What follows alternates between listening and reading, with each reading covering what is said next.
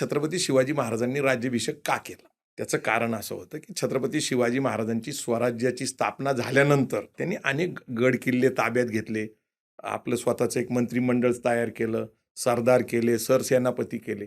पण समाज मान्यता ज्याला म्हणतो आपण, ती काही फारशी मिळत नव्हती. त्यामुळे राजदंड आणि धर्मदंड हे राज्याभिषेकाच्या निमित्ताने शिवाजी महाराजांच्या हातात. बरोबर.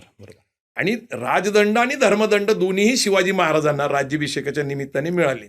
मला असं वाटतं की छत्रपती शिवाजी महाराज ज्यावेळेस पुरंदरच्या तहानंतर आग्र्याला गेले, आग्र्यामध्ये त्यांनी औरंगजेबाचा 50वा वाढदिवस पाहिला, त्याची भव्यता पाहिली आणि तिथला संपूर्ण कार्यक्रम त्यांच्या डोळ्यासमोर होता. तिथून ते परत आले. 4 वर्ष शिवाजी महाराज तसे शांतच होते, अभ्यास करत होते, नियोजन करत होते आणि दिलेले पुरंदर तहातले किल्ले सगळे त्यांनी पहिल्यांदा परत मिळवले आणि दक्षिण दिग्विजय केलं. परत एकदा सुरत लुटली आणि सुरत लुटली, किल्ल्यांची डागडुजी केली, पूर्ण तयारी केली आणि मग वयाच्या 44व्या वर्षी जगाला अभिमान वाटावा असा राज्याभिषेक केला आणि ते चित्र तुम्ही रेखाटलेले.